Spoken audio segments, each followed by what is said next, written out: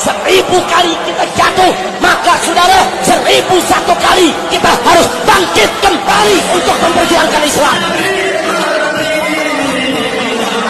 Sekarang giliran saya akan tampilkan kali ini perbincangan antara 4 orang narasumber, yakni Rocky Gerung, Bivitri Susanti, Tamsin Lindrung, dan Henry Satrio. Dan yang Anda saksikan berikut ini adalah tayangan ketika Senator DPD RI dari Sulawesi Selatan, Tamsin Lindrung, menyampaikan berbagai informasi yang sangat menarik, ya, dan kemudian bagaimana analisis dari Bung Rocky Gerung. Selamat mengikuti. Bahwa kita telah menerima banyak aspirasi, dan kalau tetap dipertahankan pemilu 2024 dengan presidensial threshold 20%, maka kami tidak ada di dalam posisi untuk menghalang-halangi masyarakat kalau mau melakukan people power untuk menolak ini. Kami bahkan berada dalam posisi yang sama untuk itu, karena tidak setuju jika ini. Nah, ada kemungkinan kalau begitu ini pemilu harus kita percepat. Iya, karena kita selama ini mengikuti nih pendapat Bung Rocky ini yang mengatakan bahwa 16 Agustus yang akan datang itu sudah harus presiden baru yang menyampaikan pidato nota keuangan. Jadi ini. Terus HMI ini rencana mau halal bihalal tanggal 15. Jadi kalau beberapa tokoh itu show politik datang menyampaikan berkeliling, sekarang ini ya gaya FNN ini, dia yang datang ke satu tempat yang potensial bisa menjadi figur perlawanan. Mantap ini. Jadi saya kira di sini jangan-jangan dianggap sebagai satu tempat untuk perlawanan itu. Ini Mas Said, Mas Dirman mana? Iya. Cilangkap Plus. Cilangkap Plus. Ada.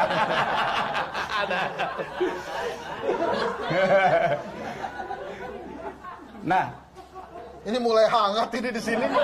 Bapak Ibu kerasa nggak? MD di sisi lain bicara Ya. bahwa kita perlu strong leadership. Berarti beliau sebagai Menko ini menilai bahwa yang ada sekarang ini lemah. Sehingga diperlukan adanya strong leadership. Cuman saya tadi malam berdiskusi dengan staf ahlinya, dia nelpon, apa yang dimaksud dengan strong leadership? Apa ada kemungkinan dia mau berpasangan dengan Mas Prabowo? Atau gimana? Dan dibenarkan oleh staf ahlinya itu. Nah, untuk itu dia mengusulkan supaya dia menjadi salah satu pembicara di halal bihalal nanti. Tanggal 15 ya. Tanggal 15. Padahal kita sudah hubungi Bung Rocky pembicara nanti di situ. Nah, jadi karena itu tadi Mas Dirman juga saya tawarkan jadi pembicara juga di situ. Sama Mas Anies dan Bang Rizal Ramli dan ini Gatot Nurmantio, Bivitri udah pasti. Pak Bahtiar Hamzah menyampaikan, dia kaget baru-baru ini untuk sekian lama ketua P3 tiba-tiba nyelonong ke rumahnya. Ya tadi untuk minta maaf juga itu. Minta maaf secara umum. Saya belum sampaikan tadi, maaf lahir batin ya. Dia kaget, Pak Bahtiar. Ini kok ini orang bisa datang padahal anak saya di P3 dia pecat. Mungkin itu mau minta maaf karena dia pecat anak saya, dia bilang. Tapi dia menyampaikan, Pak, ini kabinet ini pecah, dia bilang. Jadi Bu Sri Mulyani itu udah enggak ada di sisi ini, udah di seberang dia. Dan dia menyampaikan juga mengetahui bahwa laporan intelijen ini gerakan mahasiswa ini skalanya ini mengkhawatirkan, dia bilang. Jadi kita di kabinet udah disampaikan ini. Jadi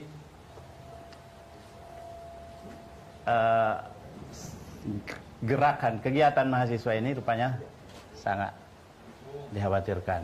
Kita akan membacakan pernyataan sikap kita dari Konsolidasi Nasional Rakyat Indonesia yang telah kita selenggarakan selama 3 hari sejak 10 Mei 2022 hingga 12 Mei 2022. Hidup mahasiswa! Hidup pemuda! Hidup pelajar! Hidup rakyat Indonesia! Baik, pada kesempatan hari ini kita akan membacakan pernyataan sikap dari Konsolidasi Nasional Rakyat Indonesia sebagai bentuk komitmen kita bersama, sebagai bentuk kita menyambut Hari Kebangkitan Nasional 2022 sebagai momentum 20 Mei 1908 yang akan dibacakan oleh kawan-kawan saya. Saya persilakan kepada kawan-kawanku yang berada di depan untuk membacakan pernyataan sikap tersebut. Terima kasih. Pernyataan sikap hasil Konsolidasi Nasional Rakyat Indonesia Cibubur 10 sampai dengan 12 Mei 2022. Konsolidasi Nasional Rakyat Indonesia yang diselenggarakan pada tanggal 10 sampai dengan 12 Mei 2022 telah berjalan meskipun dalam tekanan karena tidak diperkenankan menggunakan gedung pertemuan yang sudah dibayar. Dari gotong royong semua peserta yang berasal dari berbagai daerah. Semangat Kebangkitan Nasional 1908, Sumpah Pemuda 1928, dan Proklamasi 1945 telah mendorong kami para mahasiswa, pelajar, akademisi, aktivis 98, buruh, petani, guru honorer, warga korban tambang, pegawai honorer, nelayan, kaum profesional, emak-emak, para aktivis, para advokat, dan lain-lain yang tergabung dalam Komite Rakyat Lawan Korupsi, Kolusi, dan Nepotisme untuk berinisiatif menyelenggarakan Konsolidasi Nasional Rakyat Indonesia. Kami semua terpanggil untuk duduk bersama karena kondisi saat ini telah menjauh dari tujuan kita bernegara. Sebab faktanya korupsi, kolusi, dan nepotisme merajalela terjadi dan jalannya pemerintahan yang dikendalikan oleh oligarki yang menyuburkan KKN, merusak demokrasi, mengabaikan kepentingan rakyat banyak, dan semakin menyengsarakan rakyat kecil dengan kenaikan harga yang mencekik kehidupan rakyat.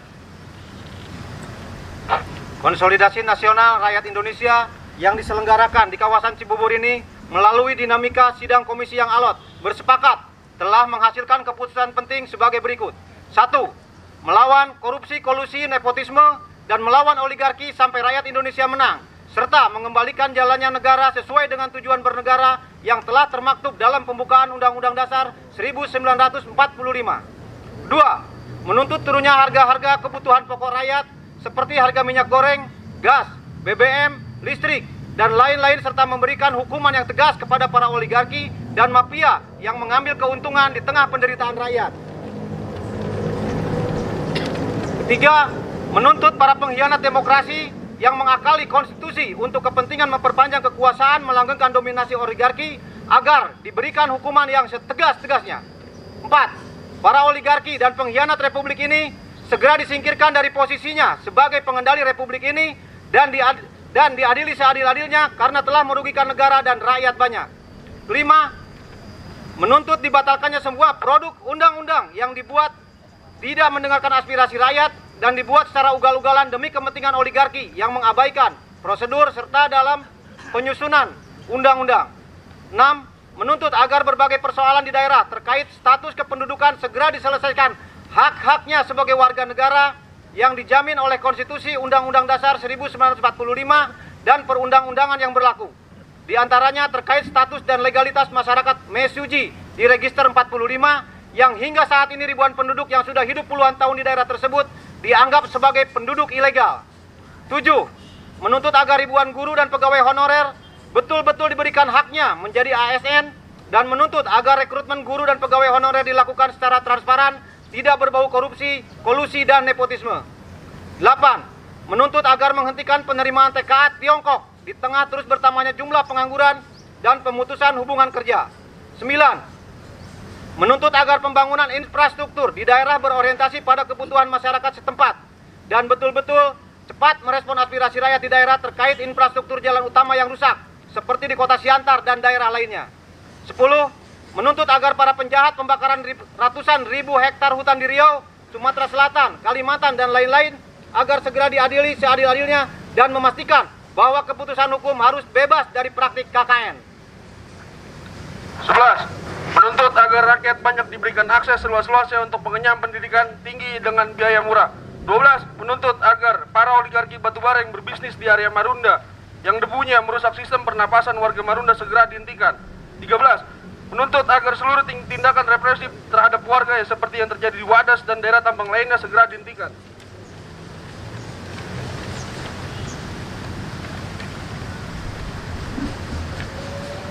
14. Menyerukan kepada seluruh komponen bangsa untuk mengambil sikap